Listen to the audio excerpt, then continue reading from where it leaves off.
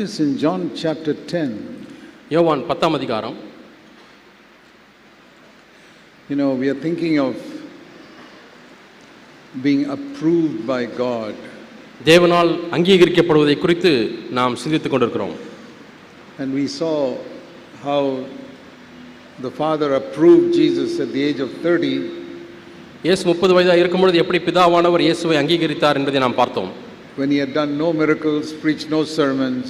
அதுவரை அவர் எந்த அற்புதத்தையும் செய்யவில்லை, எந்த ஒரு பிரசங்கத்தையும் அவர் செய்யாதிருந்தார். Because sometimes we think that it's only if we serve God in some way or preach or travel that God will approve of us. சில சமயத்திலே நாம் இங்கேயும் அங்கேயுமாய் போய் பிரசங்கித்து ஊழியங்களை செய்தால்தான், தேவனுக்கு ஏதாவது செய்தால்தான் தேவன் நம்மை அங்கீகரிப்பார் என்று நாம் எண்ணிக்கொண்டிருக்கிறோம். But most of us don't have the gift of preaching. ஆனால் நம்மில் அநேகருக்கு பிரசங்கிக்கக்கூடிய வரம் இல்லை. That God has given to very, very few people. அந்த வரத்தை தேவன் மிக சிலருக்கே கொடுத்திருக்கிறார்.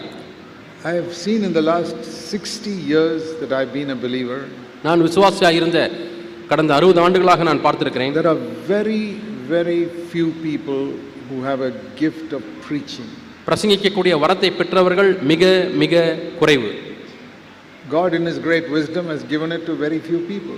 தேவன் தம்முடைய பெரிய ஞானத்திலே வெகு சிலருக்கே இந்த வரத்தை கொடுத்திருக்கிறார். So if God has not given you the gift, you can't do it. ஆகவே தேவன் இந்த வரத்தை உங்களுக்கு கொடுக்கவில்லை என்றால் உங்களால் அதை செய்ய முடியாது. But you can still please God by your life. ஆனாலும் நீங்கள் உங்களுடைய வாழ்க்கையின் மூலமாக தேவனை பிரியப்படுத்த முடியும். So we shouldn't think to get God's approval we must travel all over and do so many things. ஆகவே தேவனுடைய அங்கீகாரத்தை பெறுவதற்கென்றால் நாம் பல இடங்களுக்கு பிரயாணம் செய்ய வேண்டும், பல காரியங்களை செய்ய வேண்டும் என்று நாம் எண்ணக்கூடாது. So at the end of Jesus' life, இயேசுடைய வாழ்க்கையின் முடிவிலே, when he was hanging on the cross, அவர் சிலுவையிலே தொங்கிக் கொண்டிருக்கும் பொழுது, there if God said, this is my beloved son in whom I am well pleased, அந்த இடத்திலே இவர் என்னுடைய நேசகுமாரன், இவரை பிரியமாயிருக்கிறேன் என்று ஒருவேளை பிதாவானவர் சொல்லியிருந்தால், then we would have thought it's because he healed so many sick, preached so much and cast out demons and all that. இவர் எத்தனையோ பேரை சுகமளித்தார், எவ்வளவு பேருக்கு அற்புதங்களை செய்தார், பிசாசுகளை விரட்டினார், ஆகவே தான் சிலுவையிலே பிதாவானவர் அப்படி சொல்கிறார் என்று நாம் எண்ணலாம். But God gave him his approval before he did any of those things. ஆனால் இந்த எந்த ஒரு காரியத்தையும் செய்வதற்கு முன்பதாகவே பிதாவானவர் அந்த அங்கீகாரத்தை இயேசுவுக்கு கொடுத்தார். He just grew up in the home. அவர் வீட்டிலே வளர்ந்தார். And he did his work as a carpenter. ஒரு தச்சனாய் இருந்து அந்த தச்சு வேலையை அவர் செய்தார். And he must have been very honest as a carpenter. ஒரு தச்சு வேலையை செய்யும் பொழுது மிகவும் நேர்மையாக அவர் இருந்திருப்பார். I mean, we considered earlier how he was obedient to his mother at home. நாம் காலையிலே பார்த்த பொழுது எப்படி அவர் வீட்டிலே தன்னுடைய தாயாருக்கு கீழ்ப்படிந்திருந்தார் என்று பார்த்தோம். But then when he went to work as a carpenter because Joseph had died, யோசேப்பு மரித்து விட்டார். அதற்கு பிறகு இயேசு அந்த தச்சு தொழிலை போய் அந்த வேலையை தொடர்ந்து செய்ய வேண்டியதாக இருந்தது. Jesus as the elder brother took the responsibility to take care of his 6 younger siblings and his mother. அவருக்கு கீழே இருந்த 6 பேர்களையும் தன்னுடைய தாயாரையும் சேர்ந்து அவர்களை பராமரிக்க வேண்டிய பொறுப்பு இயேசுவின் தலைமையில் வந்தது. Think of how he must have worked as a carpenter. அவர் ஒரு தச்சனாய் இருந்து எந்த அளவுக்கு வேலை செய்திருப்பார் என்று எண்ணி பாருங்கள். In those days also there must have been carpenters in Nazareth who cheated others and all that. அந்த நாட்களிலும் கூட நாசரேத் ஊரிலே अनेक தச்சர்கள் இருந்திருப்பார்கள். அவர்கள் மக்களை எல்லாம் ஏமாற்றி இருந்திருப்பார்கள். Where they use the wrong type of wood when they make something. அவர்கள் தவறான ஒரு மரத்தை செய்து இது நல்ல மரம் என்று சொல்லி விட்டிருந்திருப்பார்கள். Cover up some defect in the table they make. அல்லது இந்த மேஜையிலே ஒரு குறை இருக்குமானால் அதை எப்படியாவது பூசி மெழுகி அதை மறைத்து கொடுத்திருந்திருப்பார்கள். How do you think Jesus would have, if somebody ordered a table, how would Jesus make it? யாராவது இயேசுவினிடத்திலே போய் எனக்கு ஒரு மேஜை செய்து தாருங்கள் என்று கேட்டிருந்தால் இயேசு எப்படிப்பட்ட மேஜை செய்து கொடுத்திருப்பார்? He would definitely take a commission from, that means he can't sell it at the cost of the material. அவர் பொருள் வாங்கின அந்த விலைக்கே ஒரு மேஜை செய்து விற்க முடியாது. Then he won't get any profit to take care of his family. அப்படியானால் எப்படி லாபம் வராமல் தன்னுடைய குடும்பத்தை அவர் கவனித்திருந்திருக்க முடியும்? So to make a profit in your business is absolutely righteous. ஆகவே உங்களுடைய தொழிலிலே லாபம் சம்பாதிப்பது முற்றிலுமாய் நேர்மையான ஒரு விஷயம். When Jesus drove out the money changers in the temple for selling sheep and doves, அங்கே ஆடுகளையும் புறாக்களையும் விற்கிறவர்களை இயேசு தேவாலயத்திலிருந்து விரட்டி அடித்த பொழுது, it's not because they were selling it for a profit. அங்கே லாபத்துக்காக அவைகளை விற்றபடினாலே அல்ல. He was saying don't do that in the house of God. தேவனுடைய வீட்டுக்குள்ளாக அதை வந்து செய்ய வேண்டாம் என்று சொன்னார். Because Jesus never went to the marketplace in Jerusalem and drove out people there. அந்த எருசலேமில் உள்ள சந்தையிலே போய் அங்குள்ள புறா விற்கிறவர்களை மாடு விற்கிற விரட்டவில்லை.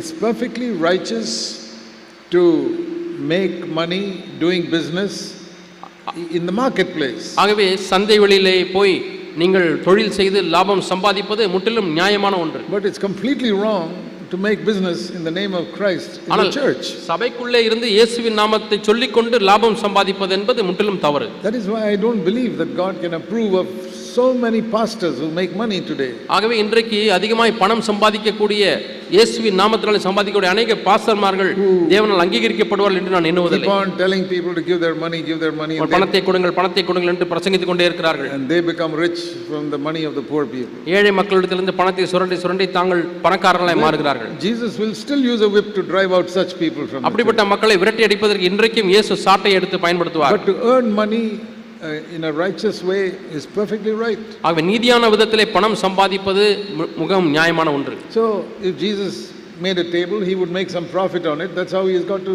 support his family. ஆகவே இயேசு ஒரு மேஜையை செய்திருந்தால் அதிலே ஒரு லாபம் சம்பாதித்திருப்பார். அப்படித்தான் அவர் குடும்பத்தை அவர் கவனித்தார். The father saw all that during those 30 years and he said, I am well pleased with my son. பிதாவானவர் இதையெல்லாம் பார்த்தார். அந்த 30 வயதிலே என்னுடைய குமாரனிடத்திலே நான் மிகவும் பிரியமாக இருக்கிறேன் என்று சொன்னார். So if Jesus made a table and there was a slight defect in it, இயேசு ஒரு மேஜையை தயார் செய்கிறார். அதிலே ஏதோ ஒரு இடத்துல ஒரு பிளவு வந்து விட்டது அல்லது குறை வந்து விட்டது. He would tell the person he's selling it, there's a little defect here, so you can pay me less. ஆகவே அதை மேஜை வாங்க வந்திருக்கிற இடத்துல சொல்லியிருந்திருப்பார், இந்த மேஜையில் இந்த ஒரு குறை இருக்கிறது, ஆகவே எனக்கு அந்த பணத்தை விட கொஞ்சம் குறைவாக நீங்கள் கொடுங்கள் என்று சொல்லி. He won't try to cover it up and cheat that person. அதை அப்படியே மெருகு பூசி அதை ஏமாற்றி விட்டிருந்திருக்க மாட்டார். These are the little things that people do in business to make money.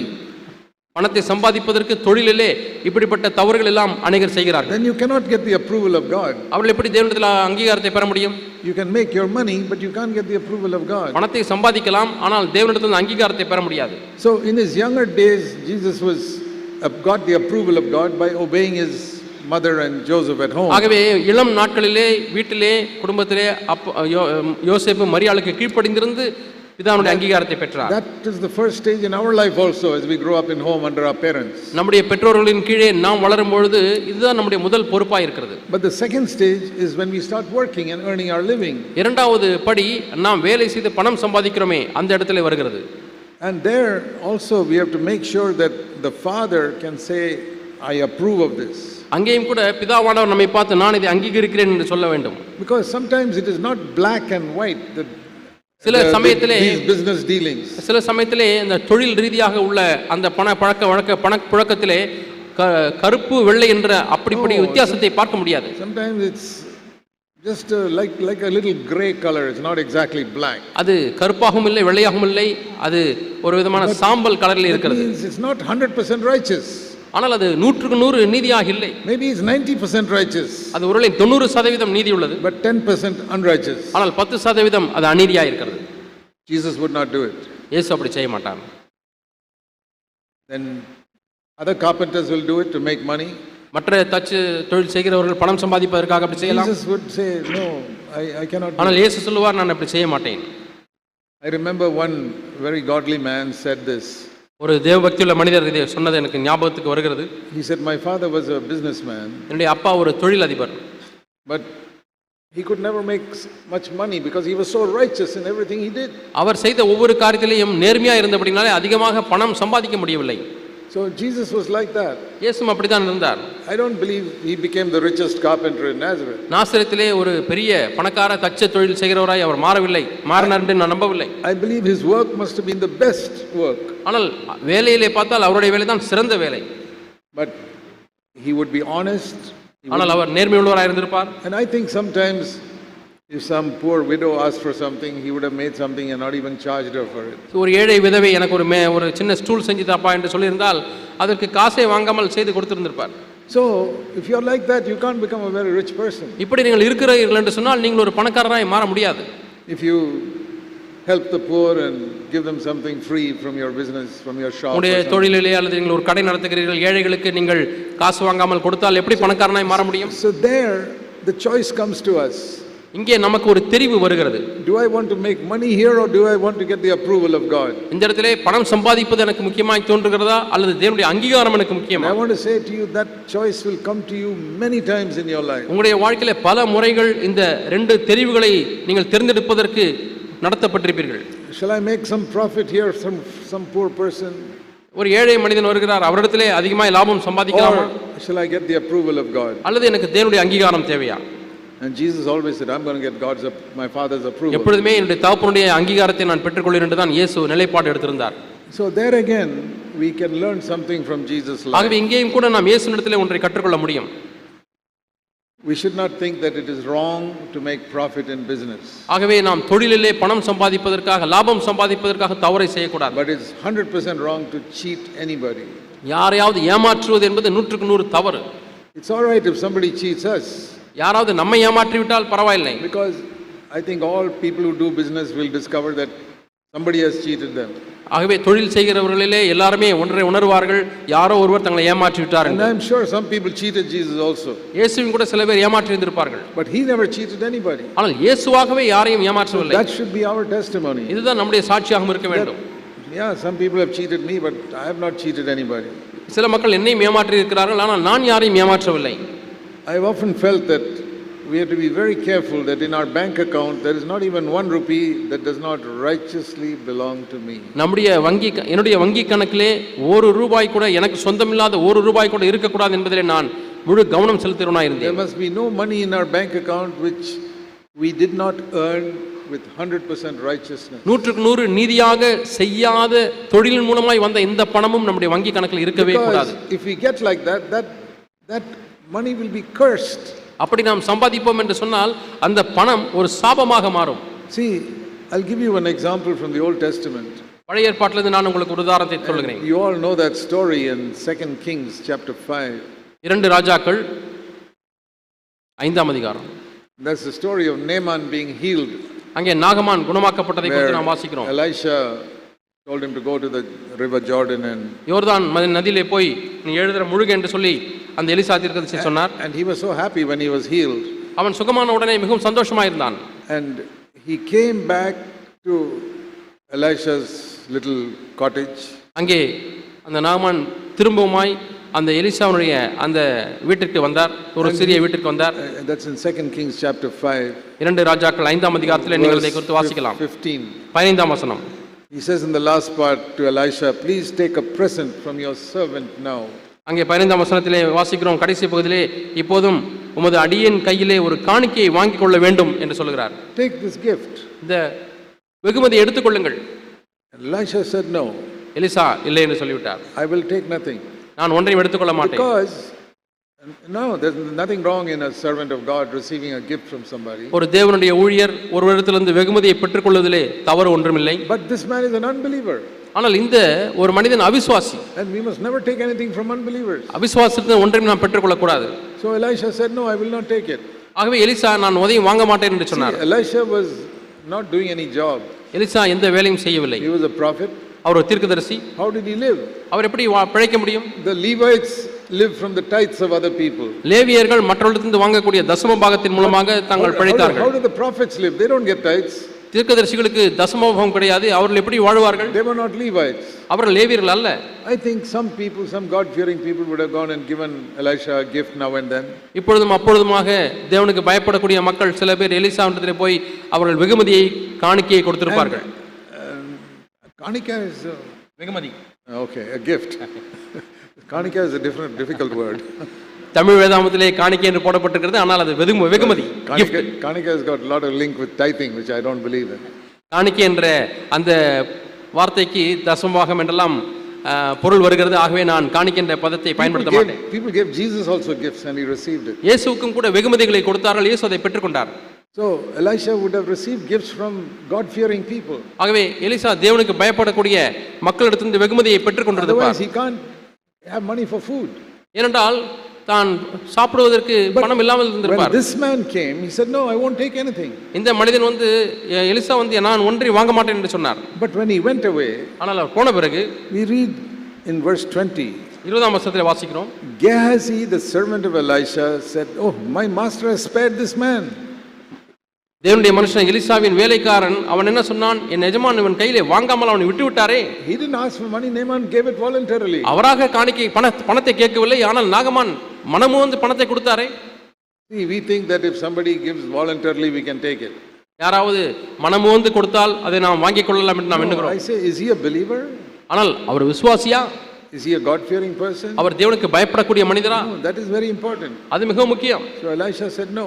ஆகவே எலிசா வேண்டாம் என்று சொல்லிவிட்டார். But Gehazi was like a lot of pastors today. It doesn't matter who gives, let's take it. ஆனால் கேகாசி இன்றைக்கு இருக்கக்கூடிய அநேக பாஸ்டர்களைப் போல யார் கொடுத்தால் என்ன வாங்கிக் கொள்வோம் என்று வாங்கிக் கொள்ளுகிறவர். There are people who go with Christian workers who go with receipt books to every Christian home, whether they are born again or not.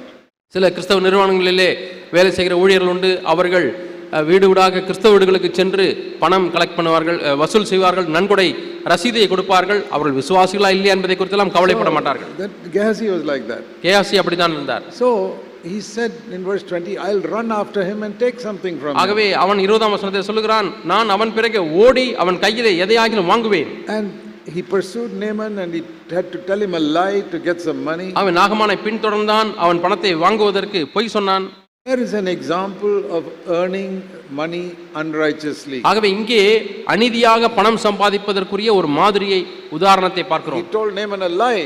அவன் நாகமானிடத்தில் ஒரு பொய் சொல்லுகிறான். Some Bible school students have come and they need money. வேதாகம கல்லூரியிலிருந்து எங்களுடைய தீர்க்கதரிசி வீட்டுக்கு சில பேர் வந்திருக்கிறார்கள், அவர்களுக்கு கொஞ்சம் பணம் தேவைப்படுகிறது. Naaman gave, he took it. அவன் நாகமான் கொடுத்தான், கேயாசி வாங்கி கொண்டான். When he came back, அவன் திரும்ப வரும்பொழுது Elisha said, where have you gone? 25, verse Elisha 25. சொன்னார், எங்கே நீ போனாய்? And he said, no, I didn't go anywhere. நான் எங்கேயும் போகவில்லை என்று சொன்னான். See, once you start telling lies, you have to tell more lies to cover up the first lie. ஒரு முறை பொய் சொன்னால் அந்த சொன்ன பொய்யை மறைப்பதற்கு இன்னொரு பொய்யை சொல்ல வேண்டும். It was very difficult to stop with one lie. ஆகவே ஒரே பொய்யை சொல்லி நிறுத்துவது என்பது கடினம். Remember this, all you children. பிள்ளைகளே, நீங்கள் எல்லாரும் இதை நினைவில் வைத்துக் If you கொள்ளுங்கள். tell one lie, it will multiply and become many, many lies. நீங்கள் ஒரு பொய் சொன்னால் அது அப்படியே பெருகிக் கொண்டே போகும், பல பொய்கள். And then see what Elisha told him. Elisha என்ன சொன்னார் என்று பாருங்கள். I know what you did. நீ என்ன செய்தாய் என்று எனக்கு தெரியும். God showed me how you went after Naaman to take நீ that money. நாகமானுக்கு பின்னாய் தொடர்ந்து போனாய், அதை ஆண்டவர் எனக்கு காண்பித்தார். Now see his punishment. இந்த தண்டனையை பாருங்கள். You took money unrighteously. நீ அநீதியாய் பணத்தை பெற்றுக்கொண்டாய். So what will happen? என்ன நடக்கும்? Verse 27. 27ஆம் வசனம். The leprosy of Naaman also came with his money to you. அந்த பணத்தோடு கூட நாகமானின் குஷ்டரோகமும் உன்னிடத்திலே வந்து விட்டது. And here is the sad part. அது துக்கமான பகுதி இதுதான். Not only to you, it will come to your children also. உனக்கு மட்டுமல்ல உன் சந்ததிக்கும் இது வரும். Never forget that verse. இந்த வசனத்தை ஒரு காலம் மறக்க வேண்டாம். Supposing you do business and earn money unrighteously, நீங்கள் ஒரு தொழிலை செய்து அநீதியாக பணம் சம்பாதிப்பீர்களானால் there'll be a curse of God on that money. அந்த பணத்திலே தேவனுடைய சாபம் இருக்கும். And when your children inherit that money, that curse will go to them. அந்த பணத்தை உங்களுடைய பிள்ளைகள் சுதந்திரிக்கும் பொழுது அந்த சாபம் அவர்களிடத்திலேயும் போகும். It is better to give your children a little bit of righteous money than a whole lot of money earned unrighteously. அநீதியாய் சம்பாதித்த நிறைய சொத்துக்களை உங்கள் பிள்ளைகளுக்கு கொடுப்பதை காட்டிலும் நேர்மையாய் சம்பாதித்த கொஞ்சம் சொத்தை கொடுப்பது நல்லது.